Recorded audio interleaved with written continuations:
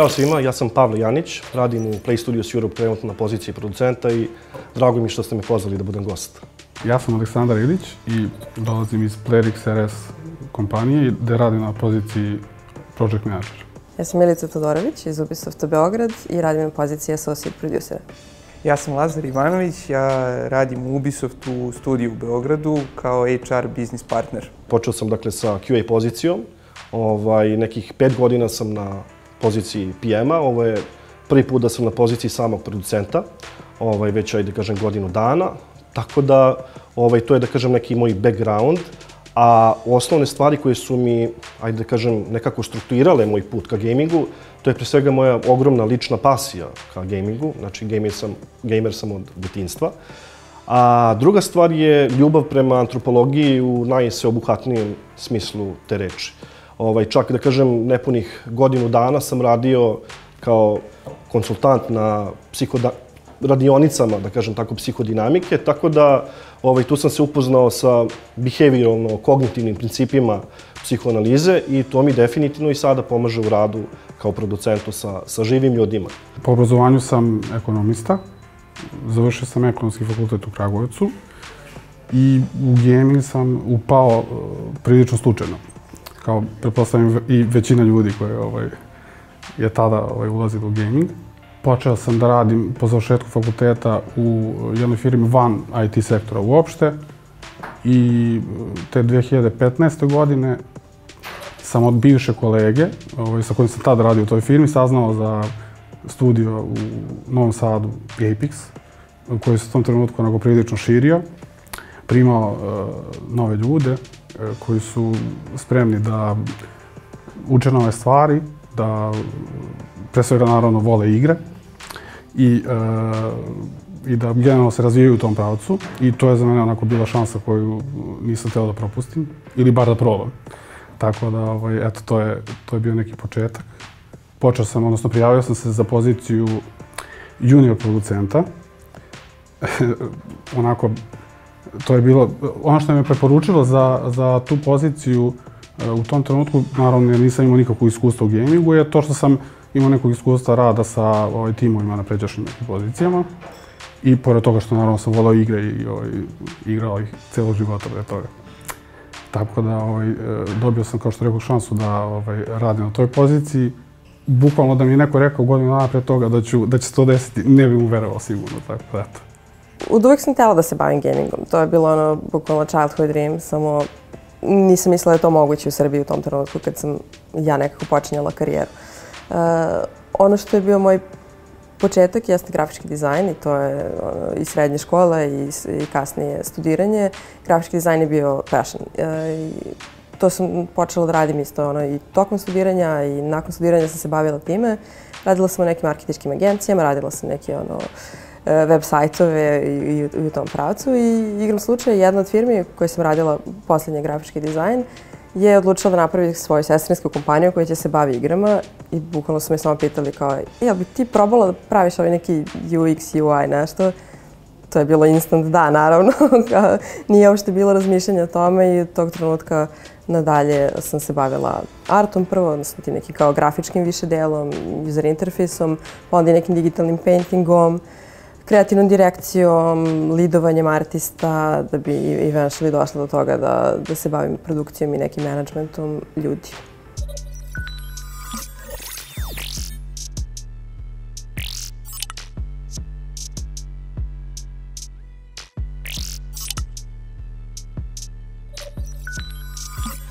Što se tiče pozicije producenta, selekcija ima nekoliko delova. Prvi deo je provera CV-a, provera profila, da vidimo čime se osoba bavila, ukoliko ima potencijala na osnovu samog profila. Prvi korak je izrada case studija, odnosno domaći zadatak, gde želimo da vidimo menadžerske sposobnosti i sposobnosti organizacije i razumevanje gaming industrije u celosti sa strane naših kandidata. Oni koji dobro odrade taj case study sad već zavisi od broja kandidata. Ponekad imamo assessment centar gde više kandidata pozivamo u studio da zajedno prođu jednu grupnu vežbu i dokažu nam neke svoje druge interpersonalne i komunikacijne sposobnosti. I na kraju, naravno, imamo intervju. Generalno, to je spoj tehničkog i HR intervjua, odnosno management intervjua, gde pored mene sa strane HR-a u razgovoru učestvuje i neko od naših iskusnijih menadžera, recimo production manager ili studio manager. Nakon toga, proces je praktično završen i imamo jasnu sliku o kandidatu za producenta. Imaš zadatak da do tog i tog datuma tvoj tim za neku igricu radi konkretan feature, ok, uključeni su timovi iz drugih studija, zavisite za zvuk od ovog tima, zavisite za animaciju od ovog tima. Kako to povezuješ? Jedan od tvojih članova tima nije više produktivan kao što je bio, šta radiš sa tim članom tima? Jedan je više produktivan, ali malo ga igra na ego, šta radiš sa tim članom tima? Obično negde prirodan put da postaneš producent je da prođeš neku od drugih uloga u timovima. Naprimjer, artista, animator, QA, game designer, sve su to pozicije, naprimjer, ljudi koje znam da su bile početne u gamingu pre nego što su zauzeli neku od menadžerskih pozicija kao kasnije, kao sledeće. Bilo da je to producent, project manager, product manager, kako god da se ta pozicija zove u odnosu na firmu, u odnosu na to čime se ta, odnosno koja igra je, kakva je igra koja se razvija i kakva je struktura tima i tako dalje. Imali smo kandidate koji su došli iz televizijske industrije, iz filma. U suštini, može iz bilo kog drugog segmenta IT industrije. Glavno je da su to neke industrije u kojima su producenti, odnosno menadžeri, imali priliku da rade na organizaciji tima, organizaciji rada, da su imali priliku da planiraju, da koriste Scrum metodologiju, neke toolove poput Jire za organizaciju rada i tome slično. Ali za svo to iskustvo veoma je važno da takav kandidat koji hoće da se prebaci ima jasnu sliku o gaming industriji. Znači, kandidati koji bi želeli da pređu ovde iz neke druge industrije, a poslednja dodirna tačka sa gamingom je bilo tokom srednje škole, oni imaju mali propust, veliki propust koji treba nadoknaditi.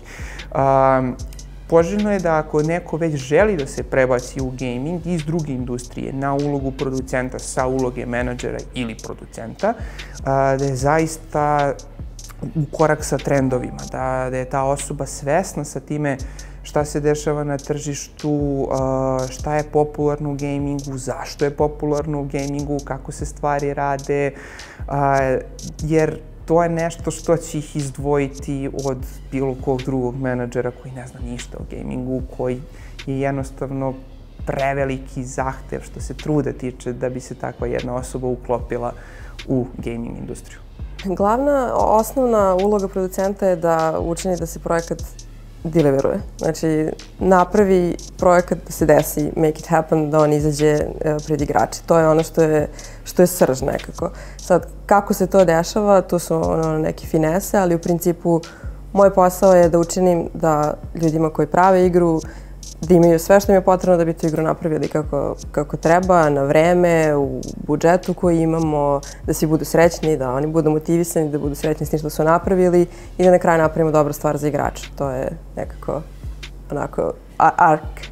Da li i koliko producenti utiču na kreativni proces i na finalni izgled produkta, odnosno igre? Pa, odgovor je ambivalentan. Dakle, u manjim studijima mislim da mogu da utiču, jer role nisu toliko precizno definisane i često dolazi do preklapanja samih rola. To je isto moje iskustvo u radu u manjim studijima, mada kad kažem manji studij, studij od 25 ljudi, to je verovatno neki medium studio. A u većim studijima gde je granulacija ogromna, role su vrlo precizno definisane, tako da tu nema prostora za neki manevar. Dakle, producent u velikim studijima u velikim organizacijama se isključivo fokusira dakle, na kvalitet deliverovanja produkta i na organizaciju same produkcije. Tako da odgovor je i da i ne. Pa producenti jesu zaduženi pre svega da definišu, nose tu viziju, komuniciraju viziju igre sa svim potrebnim ljudima i u timu i šire. I oni negde jesu najodgovorni za taj deo. Pogotovo što je u Playrixu pozicija producenta pretežno kreativna i manje se bavi organizacijom, timom i planiranjem. Naprimjer, sve to je posao project managera, pozicije na koje sam ja trenutno. Producenti imaju tu glavnu reč, da tako kažem, a i svaki član tima utiče na neki način na to kako će igra izgledati. Prije svega kroz, naravno, zadatke koje rade, artist art koji radi, QA tester da spreči da neki bug veliki ode kod igrača, da pokvari utisak same igre i tako dalje. Pored toga, negde se očekuje, ali je ujedno i obaveza svakog člana tima da prati progres igre, odnosno da redovno igra te celine ili ti buildove i da sam svako ostavlja komentare, odnosno utiske svoje oko toga kako im se čini igra. I ne samo za ono za šta su oni, da kažem, specijalizovani, nego i u širem smislu. Artista može da komentariše narativ, animator može da komentariše game design i tako dalje. QA da komentariše da li je cinematik neki predlog, da li je karakter dočarao tu emociju koju bi trebalo da dočara.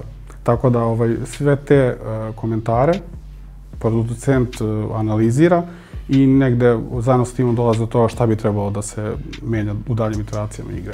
Dakle, da li je produkcija pogodna za ljude koji se ne vide u art roli ili u ulozi programera, je tako? Odgovor je ukoliko vide i prepoznaju sebe kao nekoga koji je spreman da redovno izlazi iz zone komfora i koji ima ogromnu pasiju prema samom gamingu, mislim da su to dobre inicijalne tačke, odnosno da je to neka predispozicija za dobrog producenta. Naravno, kroz vreme on će razviti i analitičke sposobnosti, organizacione sposobnosti i tako dalje, ali ta, da kažem, pre svega proaktivnost, odnosno, da kažem, duboka želja da se produkcija na pravilan način artikuliše, mora biti ta neka polazna tačka producenta.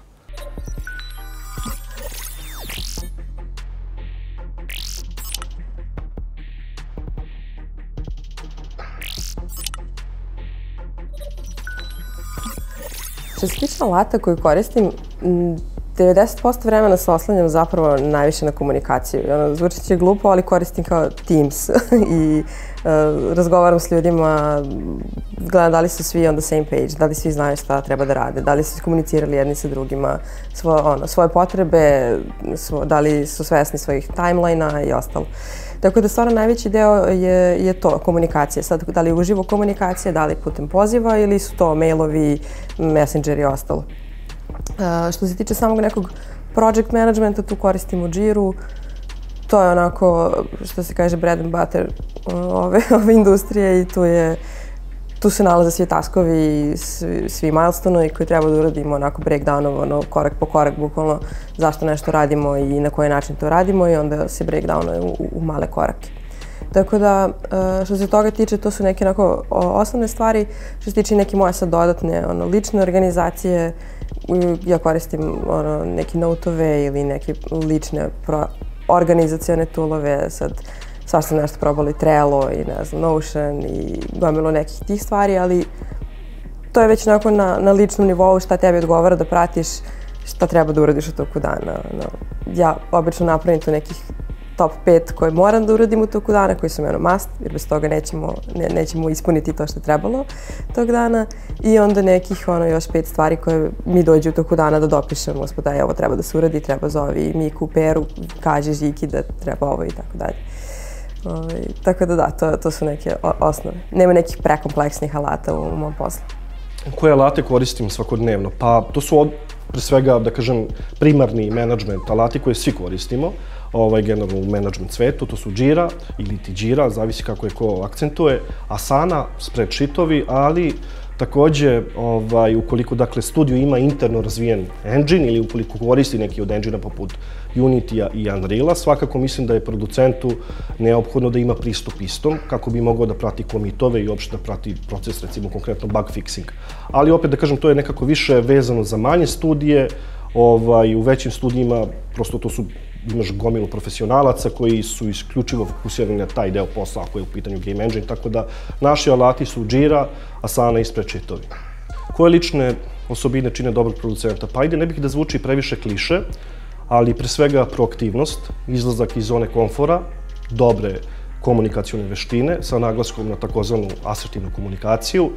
I treće što bih naglasio je analitički skill, odnosno sposobnost dobre analize, kako usmerene prema produkciji, tako usmerene i prema kolegama. Sad ne bi da to zvuči previše plastično, ali da kažem čovek, producent mora da proceni dobro na koji način, kada da sugeriše, kada da koriguje i kako da adekvatno reaguje u određenim situacijama. Tako da psihoanalitičke sposobnosti apsolutno igraju veliku ulogu. Komunikacija je jako bitan aspekt i producentskog, generalno menadžerskog posla u gamingu. Verovatno, ako bi sad trebalo da izdvojim nešto što je najbitnije u sklopu te komunikacije, to bi bilo aktivno slušanje, tako da ga nazovem. Znači, siguran sam da niko bolje ne zna na koji način neke stvari mogu da se unaprede od ljudi u timu. I najvećim delom posao producenta, project menadžera, ljudi koji rade na tim pozicijama je da samo malo pomognu tim ljudima da time što će ih saslušati dobro, što oni pričaju, doći do tih odgovora, da budu što bolje organizovani i da daju što bolji output i na kraju igra bude što bolja. Tako da to je skill na kojem ja radim i dalje, jer sam shvatio da je jako bitan usput i nešto na što treba sigurno da svaki čovjek koji radi u gamingu na menadžerskoj poziciji obrati pažnju. Proaktivnost i neki problem solving, to su isto jako bitne skillovi, karakteristike, kako god da ih nazovem. Jer bez obzira na iskustvo, jako je bitno, svaki projekat, svaka nova igra je nova priča. I na dnevnom nivou bukvalno ima gomila stvari koje treba se zajedno s timom rešava. To su većinom nove stvari i onda taj problem solving dolazi na red, kako bih rekao. Ako imaš smisao za organizaciju, ako imaš želju i umeš da vidiš širu sliku, da vidiš 70 koraka unapred, a ne samo sutra, ako imaš mogućnost da napraviš viziju oko nekog projekta, to zaista mislim u pravom smislu viziju, ne kao treba da ispunimo ovaj budžet, da uradimo ovoliko Jira do sutra i ostalo, nego kakvu magiju hoćemo da napravimo 5 godina od sad, 2 godine od sad. U tom smislu, mislim da je to nešto što ne može niko da te nauči. Producent najviše sarađuje sa svojim timom, odnosno kod nas je producent menadžer. Producent sarađuje sa timovima koje vodi. Generalno neka struktura koju želimo je gde producent ima lidove u svojoj strukturi. Te ako pričamo o nekom većem projektu, producent će imati lead programera koji vodi tim programera, lead artista koji vodi tim artista, lead testera koji vodi tim testera, ali može se desiti da su ti timovi dosta manji, pa da ne zahtevaju svog lida, u kom slučaju producent postaje direktni menadžer. Ukoliko na cijelom projektu postoji samo jedan dizajner, taj će dizajner biti u strukturi lida, pa će lead biti direktno nadređeni tom dizajneru. Da li kao producent treba da znam neki od programiranje, art ili tako dalje, to je dobro pitanje. Rekao bih nužno ne inicijalno, ali moramo imati u vidu kontekst, to je predkontekst iz koga smo svi mi došli na rolu producenta ili ne znam PM-a. Svako nas je počeo sa određenom rolom u studiju. Neko je, kao ja recimo, počeo sa rolom QA-a, neko u roli arta, neko u roli programera. Tako da postepeno se verovatno i dešavala ta permutacija, to je preusmerenje na poziciju producenta. Tako da svako od nas ima već neko predznanje o samom gamingu, ali ja bih rekao, generalno, to je moje mišljenje, da što više producent zna, to je bolje, jer lakše će on razumeti samu produkciju i procese unutar produkcije, ali da kažem, taj primarni fokus producenta mora da bude na dobrom, minucioznom poznavanju ciklusa i iteracija u produkciji. Playrixu radimo na igrama za mobilne telefone, odnosno pre svega free-to-play mobile igrama. Ono što je karakteristično za tu vrstu igara je pre svega to da development nakon releasa tek onda počinje, po znacima navoda, odnosno žurka tek tad počinje, kako bih rekao. Naravno, prikupljaju se onda sve te neke metrike, brojke u odnosu na ponašanje igrača u samoj igri. I to se sve analizira i na osnovu toga se prave dalji planovi za update, kontenta, nove feature, generalno unapređenja u igri. Sve sa ciljem da igra bude sveža, da ostane sveža i da se igra što duže zadrži u toj igri. Tako da negde možda glavna karakteristika su to baš brze iteracije. Jako je potrebno jako je bitno da budu brze iteracije u samom developmentu kako bi igra uopšte i postala, ali i ostala konkurentna na tržištu. Što se tiče budžetiranja i što se tiče vođenja budžeta za projekte, mislim da je to, iako zvuči čudno, možda lakše na ovako velikim firmama i velikim projektima. Zato što nekako na indie projektima si prilično osuđen da sam radiš sve to, da sam planiraš apsolutno cijel lifetime projekta. Ovdje imaš jako mnogo suporta ljudi koji se bave samo novcem, koji se bave samo finansijama. Nije na samo jednoj osobi da vode računa apsolutno svemu. Tako da ja imam jako mnogo podrške iz finansijskih timova, producenata koji su iznad mene, da mi pomognu da napravim dobar budžet za svoj projekat, da ga ispoštujem, da ukoliko dođe do neke greške ili shvatim da sam omašila, da se taj budžet poveća ili da se što god prilagodi, da se negdje drugde skrati. Postoji jako mnogo podrške i postoji jako mnogo prostora za učenje i rast. Nije uopšte toliko striktno i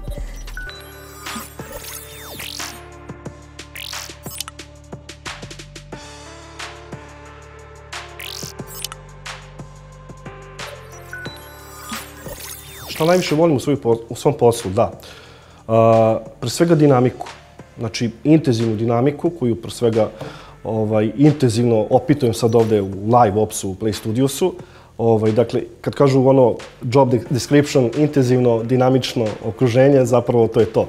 Jer nekako u dinamičnom okruženju pružiti pravilan, adekvatan, blagovremen odgovor je meni izazov i nekako osjećaš satisfakciju u rešavanju tih problema. Činjenica da sam sada radila na Assassin's Creedu je meni bucket list bukvalno i ispunjenje nekog bukvalno dečijeg sna. I ispostavit će se da je sve što sam mislila da jeste. Da je i dalje sjajna igra, da fantastični ljudi rade na tom projektu, da je užasno zanimljivo u tom smislu, da je užasno zanimljivo raditi na tako velikom projektu. Samo shvatiti scope toga koliko ljudi tu radi, koliko su veliki ti feature-i, koliko je strašno mnogo energije i strasti uložu ti ljudi koji rade na tome. To je stvarno nešto neverovatno. Posvećenost samo na projektu te veličine je neverovatno. Ono što sam se plašila je da će možda biti, kad je nešto toliko veliko, da se malo izgubi ta srž, ta ljubav i ta strast. Međutim, to uopšte nije slučaj. Apsolutno je jednako kao kad se radi na igri od 2 sata i kad se radi na igri od mnogo, mnogo više sati. Pa ja volim da pravim planove. To je nešto što mi je od uvek bilo zanimljivo i to iako znam da ljude u timu možda i najviše smara i jako im je dosadno nekada da pravimo plan, prolazimo, pa često te planove moramo da updateujemo, da menjamo. Meni taj deo posla dođe i kao možda jedan od najzanimljivijih. Tako da, eto, to je takođe i komunikacija nekih stvari koje možda nisu bile jasne, pa mi je negde drago kad, na primjer, ispravimo neke stvari, pa rešimo nešto da je sad postavljeno na pravi put, a nije bilo možda jasno i tako. To su sve stvari koje mi su zanimljive u mom poslu. Dakle, moj prosječan dan trenutno kao producenta je, hajde da kažem, 50% mog dana je fokusirano na sastanke. dakle na sastanke, na analizu i statuse trenutnih projekata koji se rade, dobijanje, kako se zove, feedbackova od PM-ova, šta da se koriguje, šta da se eventualno izbaci iz samog projekta i treća stavka je, ili druga, ne znam sad koja je po redu, samo planiranje, odnosno revidiranje timeline-ova i setapovanje novih projekata. Tako da, otprilike, to je jedan radni dan, sve ovo što sam ispričao, jedan radni dan ne može da prođe bez nijednog od ovih segmenta. Pročitao sam skoro neki report za 2023. godinu na svetskom nivou, gde kaže da ima skoro 2 milijarde gejmera, odnosno ljudi koji igraju igre za mobilne telefone, i da je procena da će u 2023. da se generiše 177 milijardi dolara od tih igara, što je 77% ukupne zarade svih digitalnih igara na svijetu. I meni su te brojke dovoljne da pokažu šta mobilne igre zapravo znači danas u svijetu. Dakle, zašto je neophodno imati producenta, zašto ostatak tima ne može sam da se organizuje? Da, to je dobro pitanje, onako direktno u suštinu puca.